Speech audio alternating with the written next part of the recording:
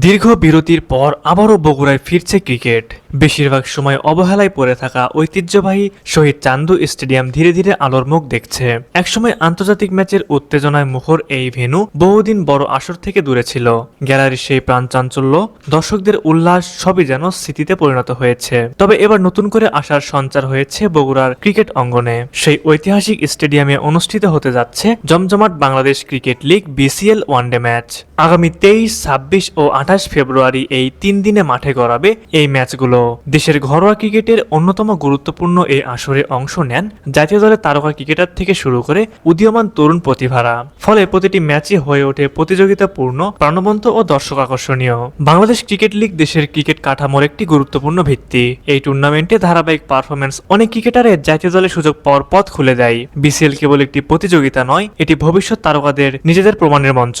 তাই বগুড়ায় এই আয়োজন স্থানীয় ক্রিকেট সংস্কৃতির পুনর্জাগরণের সূচনা বলে মনে করছেন ক্রীড়াবিদরা।